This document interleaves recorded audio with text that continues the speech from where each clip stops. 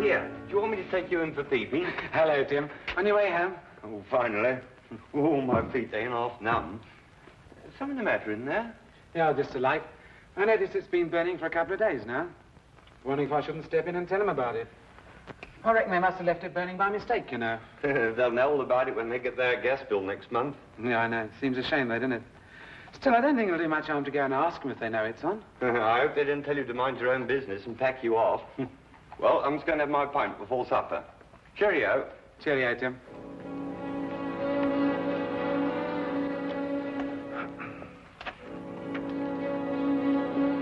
Afternoon, sir.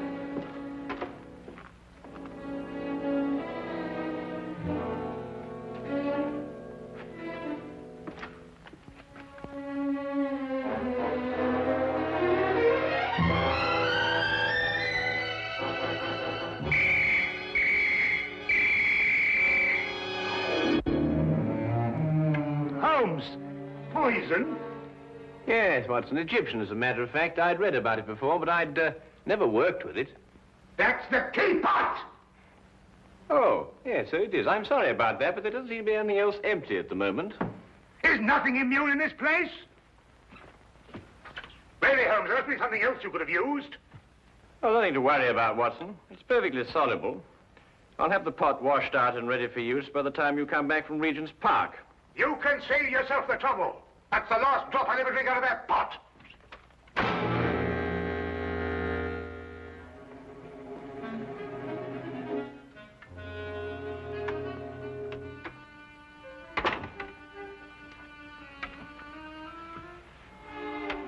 I say, Holmes,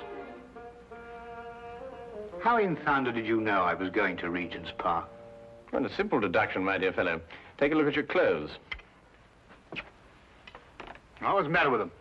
I might easily be going to the club in these.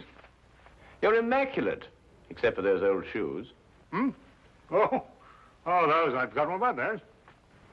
So I deduce that you're going to a place where you're likely to meet people, but also you're liable to scuff your shoes. The gravel paths of a public park seem to fit that perfectly. Hmm. But why Regent's particularly? We're lunching at 12:30, and since it's now nearly 11, I assume that your choice of parks is limited to the most convenient one, that being Regent's, of course. Simple deduction, really. I wonder who that can be this time of the morning. Would you care to deduce it, Watson? No, I think it'd be simpler if I just open the door. Would you be Mr. Sherlock Holmes? No, but won't you come in? It's Mr. Holmes I got to be finding. I am Sherlock Holmes, madam. Won't you be seated? I will that. Sure, I've lost a bit of my breath. Have you come far? Clean up from Chelsea, I have, sir. Well, that's a long way indeed. May I introduce my very good friend and colleague, Dr. Watson? Good morning to you. My name's Dugan, sir. Mary Dugan. No doubt you'll find it a bit odd having a stranger burst upon you in the height of the morning like this, but I've come from a house black with sorrow to ask your help. 'Tis the house I work in. Is there some difficulty in the house? Difficulty? Aye, and more. There's murder. Ah, murder, is it? Now, this is most interesting. Won't you go on, Mrs. Dugan? 'Tis the master of the place himself, Mr. Harringway, that's dead. Found by the bobby of our street. Filled with a dose of something with a great long name, the old man was. But surely if he was found by the police... The police? Sure, it is them that brings me here. For they've come and rode young Mr. Vernon off to jail for committing the crime.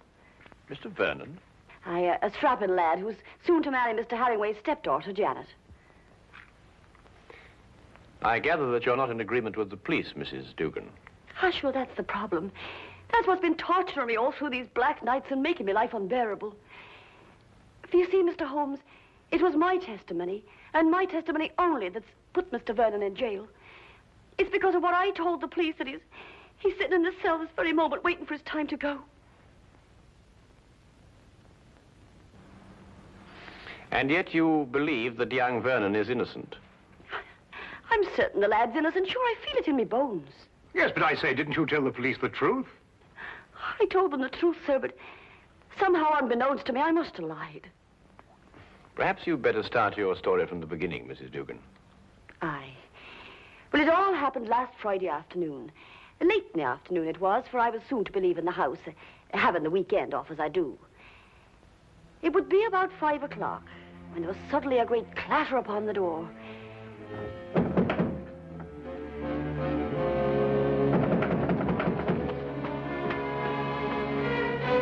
Hello, Mrs. Dugan. Oh, good afternoon to you, Mr. Vernon.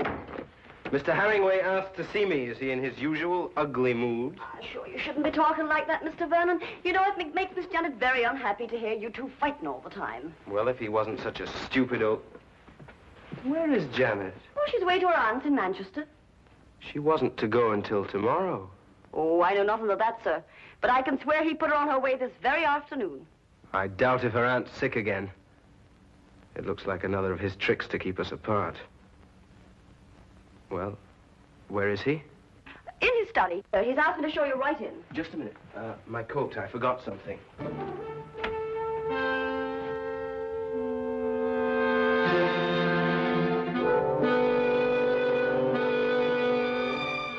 All right. Come in. Mr. Vernon, sir. Would that be all? No, Mrs. Dugan. I want you to remain. Remain, sir.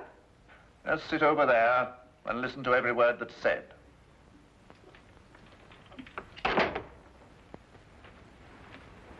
What is this? What have you got in your mind now? Young man, I have a very simple offer to make. And I want Mrs. Dugan here to be witness to it. Well, what kind of offer? I'll give you £1,000 to clear out of Janet's life. You must be out of your mind. On the contrary. Only a fool would refuse such beneficence. You disgust me. Your tastes don't interest me. I want only to rid you from Janet's life. Stay right here. I intend to finish. I happen to be in love with Janet. But I could hardly expect you to understand a thing like that. £1,000 is a lot of money. And for you, probably more than you'll ever have the rest of your life. Think of it. £1,000 just for clearing out. When I clear out, as you put it, I'm going to take Janet with me. I warn you, this is your only chance to gain anything.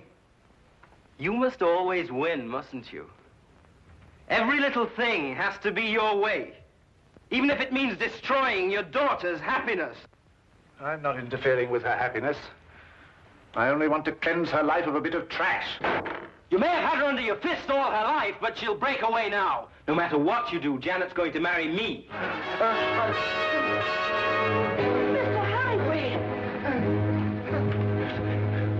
Medicine. My medicine in the cupboard in the next room. I'll get it. Green bottle on shelf.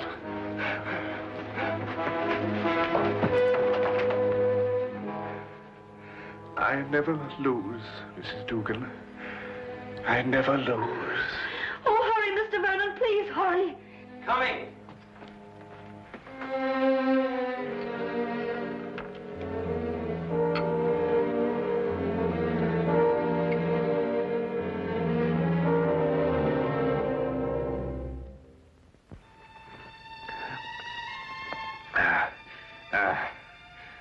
Thank you. Feel much better. Well, there's no need to stare. I'm all right. Now get out of here. Both of you. Get out.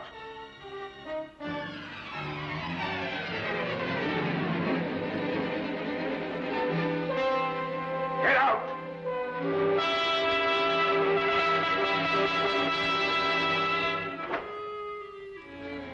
A few minutes later, I left the house. And that's the last I ever saw of Mr. Herringway. Alive. I see. And what did you tell the police when they questioned you? Sure, I told them everything. Just as it happened. About the bottle Mr. Vernon took out of his coat pocket, the sudden quarrel, Mr. Herringway's attack of illness, and Mr. Vernon going to get the medicine. And this was sufficient to have young Vernon remanded on a charge of murder? Aye, for the police informed me that it was the medicine, the very medicine that I saw Mr. Vernon give Mr. Herringway, that killed the poor old man. They say that poison was put into the medicine. Yes, but look here, that certainly seems to point towards the young man. When he went to obtain the medicine, he apparently slipped in the lethal dose. It seems that way, sir. But in my heart, I can't bring myself to believe it of him. That Inspector Lestrade, though, he won't believe another thing else. Lestrade, eh? He's the policeman who seems to be in charge of it all. Indeed. Inspector Lestrade, you hear that, Watson? We must go round and see him. Well, if you think it'll help. Aye. And 1,000 blessings on the pair of you. I don't know what we can promise you, Mrs. Dugan. I shall have to have a word with Mr. Vernon before I can express an opinion on the case. However, we shall certainly go and see Inspector Lestrade at once. I know it looks dark and all, but I must keep up hope. Well, I must be off.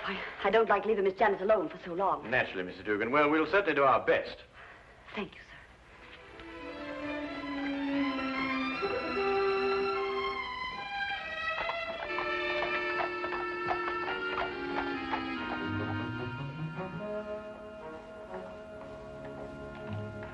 I can't see any reason for it. The man is guilty. Anything you want to know, I can tell you myself. Oh, come, Lestrade. I only want to ask the young man a few questions. It's time for my lunch. You needn't come. Now, look here, Holmes. There was a very large dose of strychnine in that medicine. The only person who could possibly have put it there was young Vernon. Or Mrs. Dugan? No, she didn't have any reason to. Besides, Vernon was a chemist. He had access to all sorts of poisons. Indeed, he was a chemist. You hear that, Watson? Young Vernon was a chemist. Eh? Yes, indeed, Holmes. Yes, I thought you'd be interested to hear that. Well, I am indeed. It is most important, and I insist upon seeing the young man immediately. We have no time to lose, Lestrade. No time to lose. Oh, all right, all right, all right. I don't see what you can possibly gain from this. But if you insist, you can see for yourself. His whole attitude merely supports the evidence. Well, here we are. Inspector Lestrade. Yes, sir.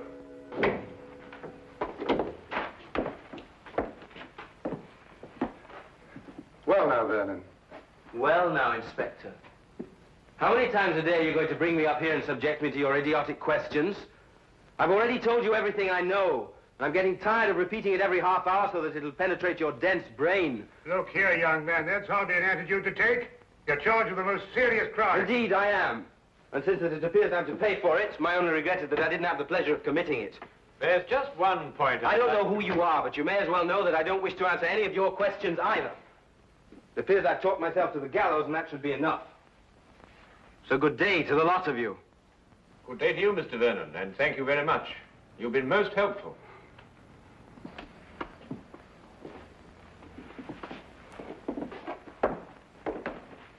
President Young Rogue. Oh, very interesting, Lestrade. Take the Baker Street, Holmes.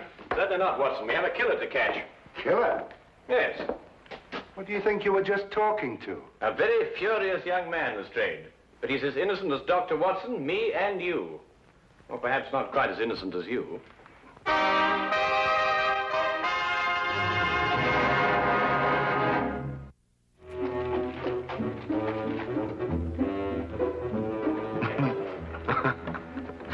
What can you possibly find to be so amusing? Huh?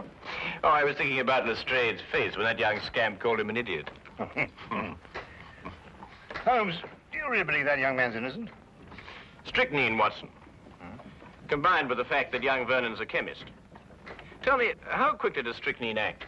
Oh, matter of minutes. Half an hour at the most. Exactly. He did not know that the house would be empty when he went to visit old Mr. Herringway. He fully expected that Mrs. Dugan and Janet would be there. Right enough. Mr. Dugan indicated that. All right. Now, would a man with a wide variety of poisons to choose from choose a quick-acting drug, which offered him no chance of an alibi? Or would he be more likely to choose something a little slower, which would allow him ample time to be miles away at the time of death? Yes, I follow your reasoning, Holmes, but surely you don't accept that as conclusive. Oh, I didn't, until I spoke to young Vernon. But, well, you didn't learn anything from him, did you? Ah, here's the mortuary. Shall we go and have a close look at the victim, Watson?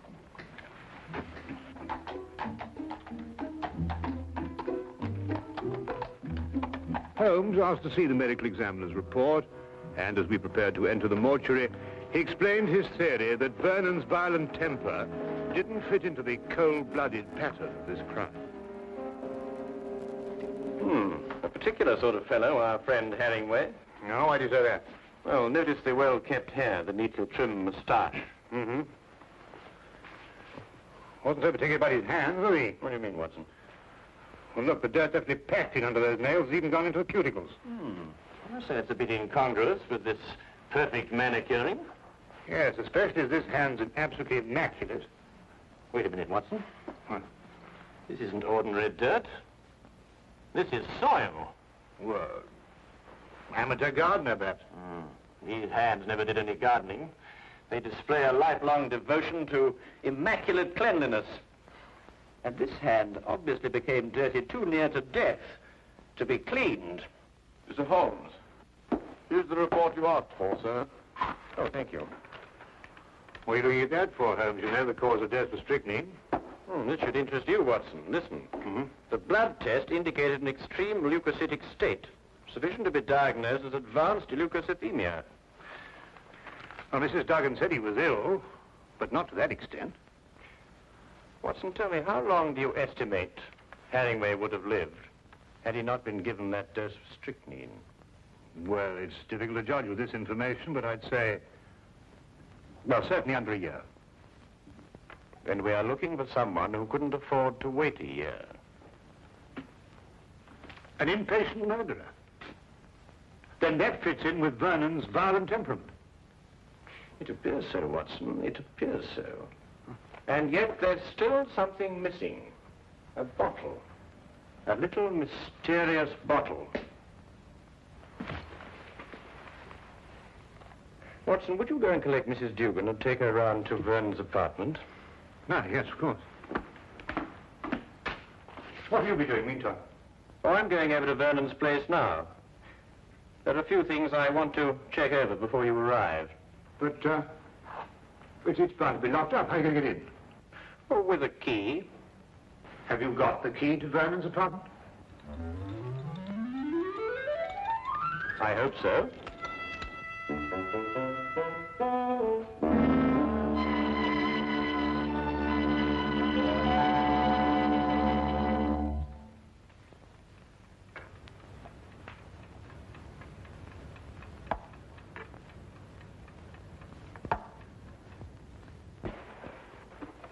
We came as quickly as we could. Thank you, Watson. Do you think it's proper bursting into a strange man's apartment like this? Well, it isn't proper in the least, Mrs. Dugan, but if we're going to help young Vernon, I'm afraid there's very little choice. What is it you want me to do? Do you believe, Mrs. Vernon, that you could identify the bottle that he took from his coat pocket on the day of the murder? Yes, I think I can. Good. Then would you mind examining these and take your choice, if any?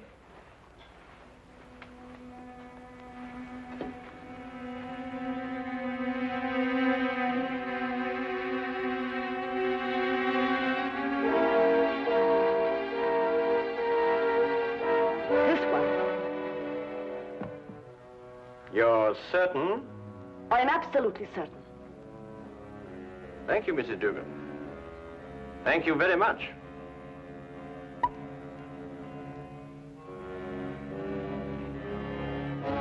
Holmes! It's all right, Watson. It's quite harmless. It's oil of cloves. Oil of cloves? Mrs. Dugan, I presume that your employer was a teetotaler. Oh, he was that. There was never a drop of anything at all in the house. Hated the stuff he did. Yes, but is it important, Holmes? It's essential for young Vernon, Watson. We have now only to visit Mr. Herringway's study to forge the final link of proof against a most amazing murderer.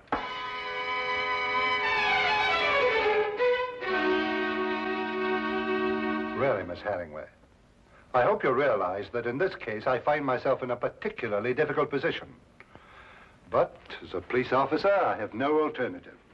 I must follow the dictates of the law. But Tom didn't do it. He couldn't have done it. It just can't be. Precisely the opinion I expressed to you this morning, Lestrade. Holmes. Oh, Miss Janet, this is Mr. Sherlock Holmes, and this here gentleman's Dr. Watson, his friend. It is because of me that they're here. You see, I went to them begging for the help. Help?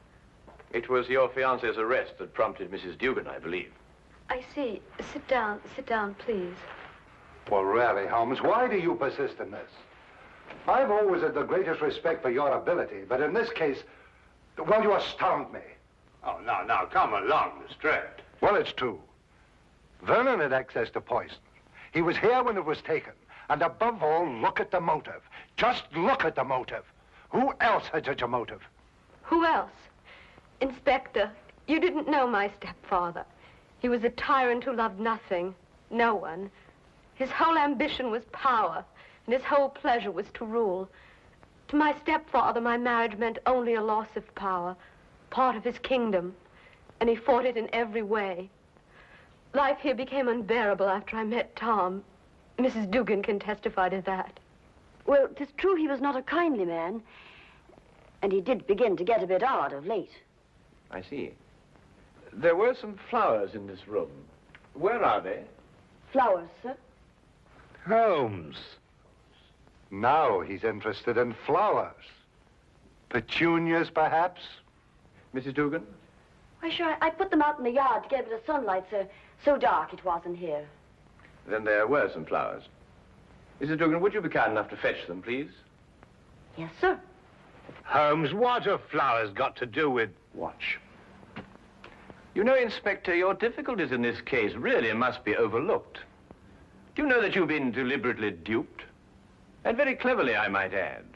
I haven't been duped at all. I've got my man. Now, you see, you were looking for a murderer, whereas, of course, there isn't one. First it's petunias. Now there's no murder. There's a body, but no murder. You see, Mr. Herringway committed suicide. There was no indication of suicide whatsoever. No message, nothing. Well, naturally there was no indication of suicide, because it was deliberately planned to look like murder. Are you serious? Completely, Miss Herringway. You see, your stepfather was more of a tyrant than you imagine. Losing you to Vernon meant losing power. And so, first of all, he tried to bully him. Then he tried to bribe him. And when that failed, he tried to kill him. Mr. Herringway tried to kill Vernon? Yes, Watson. By committing suicide in such a way that Vernon would be blamed and executed for Herringway's death. The stage was set, the heart attack was feigned, and Vernon was sent to get the medicine. If Herringway took the poison himself, where did he hide the bottle? Of course, that's right. The poison acted too fast for him to dispose of the container. But he did dispose of the container, Watson. And if my theory is correct, it should be in one of the two flower pots that Mrs. Dugan is holding.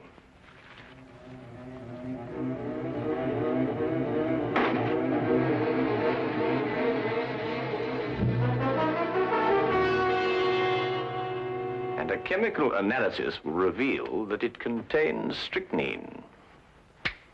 The dirt under the fingernails. Exactly, Watson. And you said it got there close to the time of death?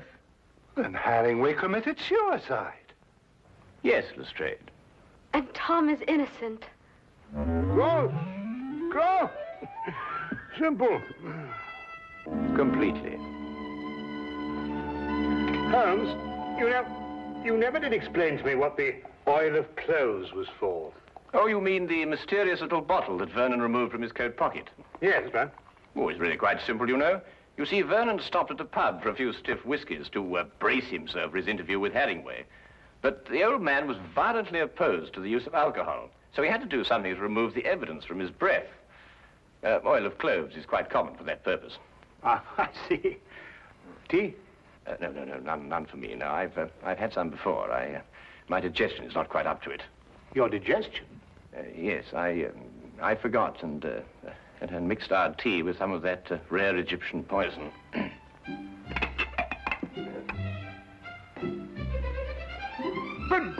But confound it, man, the tea's ruined. Oh, fair enough, old man, but so's my poison.